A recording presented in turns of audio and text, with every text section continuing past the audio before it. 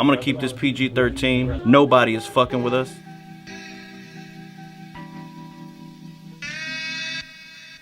We out here at Adventures Affiliated in Alvin, Texas. I'm with my boy. I'm Michael, one of the owners of VA. Let's go inside.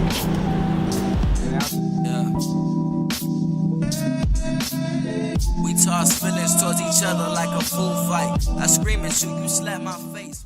We almost had to come like crazy, bro. I mean, I'm talking about when you walked in here, the environment. Like, you ain't even taken a look at the clothes yet, bro. Yeah. You just come in and with the graffiti and the faux brick wall and just the memorabilia like overwhelming you. We knew we had one strike against us being from a small town, you know what I'm saying? So people that come from the big city or from wherever, you know what I'm saying? We've had people from Austin, Dallas, wherever come in. We had to be in their face like, look, we here, bro. Yeah. Like, you know what I'm saying? We from a small town, but we on the same shit y'all are. Yeah, exactly. Bro. Or even like, bigger. Or even bigger, better, you know what I'm saying? So the biggest thing about it too, bro, wasn't like to stun like, hey, we got all this memorabilia. We wanted to really take you back, bro. And I know it sounds cliche and stuff, but I mean, we wanted this to almost be like that young producer's room, bro, where he's got an Ice Cube or a DJ Screw poster on the wall and he's just in a vibe. So, I mean, that was the point. Like, you come in here and just, you know, I don't even care if you don't buy nothing. Yeah. You gonna remember us when you leave. You know what I'm saying? I mean, so, and to be honest with you, bro, a lot of people had doubts on us, you know what I'm saying? And rightfully so, bro, because I mean, when we opened it up, we didn't know. You know what I'm saying? And I'm a big believer of, all I can do, bro, is put my art out there.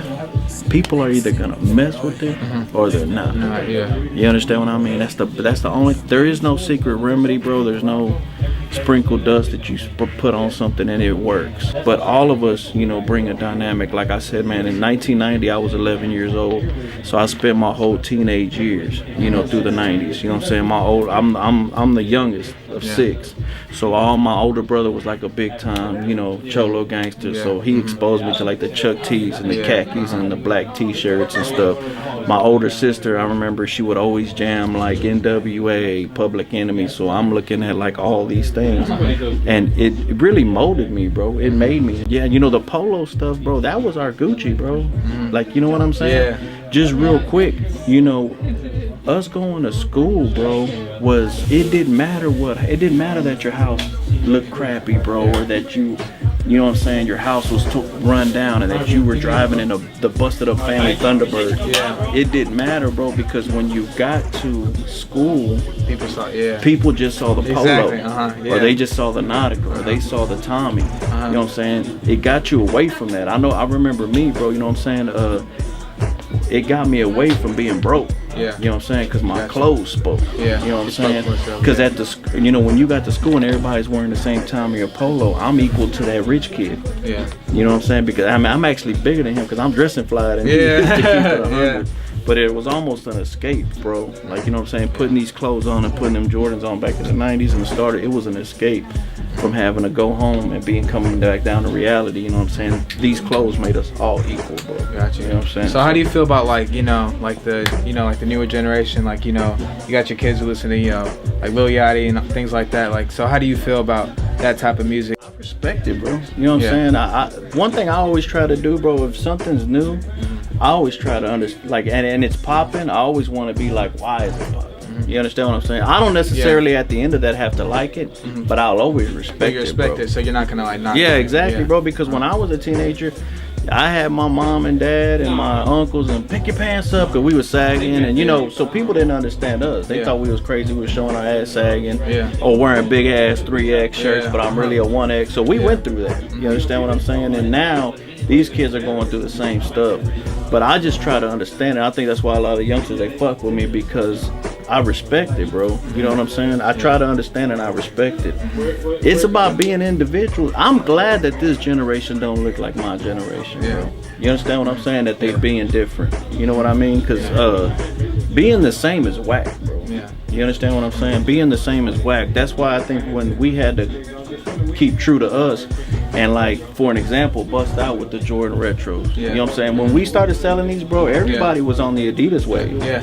And on the Yeezy wave, and you know, the Revenges and stuff. Yeah. And we just kind of said, buck that, bro. We're gonna come back and take it back to the 90s and come out with these retro Jordans, and we sell the hell out of them now, bro. And now everybody's back on, and it just not that we had anything to do with it, but now what's Jordan doing? He's coming out hard now, bro. This is his year, bro. 2018 is back to the Jordan. You know what I'm saying? It's coming back. So I mean, we just stay true to us, and to me, it's like whichever way anybody's going, man, go the other way, bro. 'Cause that's the only way you're gonna stand out, bro. Make your own path. Straight up. All right. So like, what made y'all like, you know, decide to actually open up a store? Because I know you told me that, you know, you guys had, you know, you had a whole room in your house where, you know, you just had tons of vintage clothing and shoes and things like that, and you know, you had people come in and things like that. Actually, I'll throw up a picture right now. And so like, what really made you guys, you know, feel like it, you know, we should open up a store and, you know, bring the public into it? So like, I'll give you an example. Like, my dad's been thrifting, but he didn't know about certain shit like Nike. The only thing he was really messing with was Houston Rockets stuff. Yeah. So like, an example is he bought this Houston Rockets, which is actually on our logo, that sweater. Yeah. And he found that a long time ago. And we've always had it. I always thought, I was like, damn, like this is crazy, you know, but I didn't know nothing about it. I just thought it was live. Yeah. So within, like, when we started getting into the vintage clothes, we started collecting, you know, it's kind of like a testing. Like, you got to find out what people are actually gonna mess with. So we filled up our guest bedroom with like 500 pieces, you know, hats and everything. And we just had friends coming over, no strangers, of course, you know, just friends, and they were buying it, spending money, which wasn't even much at the time, but just selling stuff at, you know what I'm saying? It was a good feeling. And you were like, damn, there's actually like a market. And after that, we were like, man, let's go ahead and open the stores. What loss can we really take?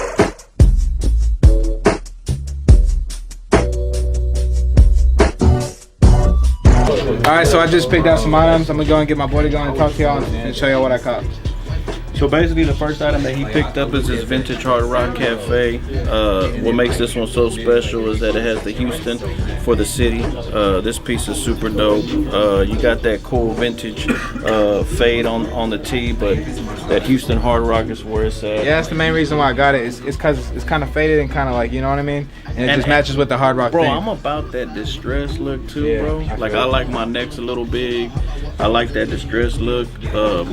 Everybody is kind of caught up on like getting the vintage stuff that's dead stock. Vintage t-shirts from the 80s and 90s that are dead stock, they're a gift and a curse, bro. You throw them in the washer and you take them out and they're all messed up. I'm all about the distressed look, bro, so that one's dope. So basically, next up that he picked out is going to be this vintage starter Dallas Stars hockey jersey. You have CCM, you have a bunch of other hockey jerseys, but these are dope because you even got the hint in the back. So it doesn't matter if you're looking on the front or to the sides with the both two big old Texas patches right here, or even the back, you have that starter logo back there. And you know, him being from the Dallas area, you can't go wrong. These, bro, I'm not kidding. Yeah, I was so happy when I found it, man. Yeah, absolutely. Yeah, they fly big time, bro. And you know what? This piece right here, shout out to my boy Retro behind the camera. He pulled this out for me.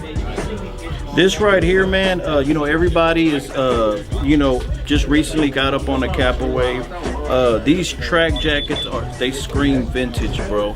A lot of people are on the windbreakers and stuff, which are dope. But to find a white one in this condition and it's vintage, this is crazy, man. I mean, yeah, it's just too clean. He can't go wrong with this one. And this one's dope, bro, because you can rock it zipped all the way up, or you can wear it open. I mean, however you want to do it. I can dress it up, dress it down, throw it on what I got now, put on some sweatpants, you know what I mean? Exactly. And you know what, man, and this is just my opinion, I'm not with the whole fit. And I'm not even just talking about cape, but people are going to be, oh, you know, you hate because you ain't got a pants. Well, yeah, I'm just talking about, like, you know, I like to switch it up, bro. Like, you know what I'm saying? If I have a Rockets cap on, I might want to throw on a Houston Hard Rock instead of being Rockets from head to toe. So I think what's dope about these vintage pieces is grabbing them and then still mixing your style, bro. Like, you understand what I'm saying? If you got a favorite pair of jeans that you like, you can throw this on top of it and it's still gonna be hard. I appreciate it, man. Yeah, thank you, bro. Appreciate it, man. Yeah, so I say y'all go check it out. I'm gonna put the address in the description as well. Anything else you want to say? Just, hey, man, appreciate everybody's support, man. This is our logo, Vintage Affiliated. We ship.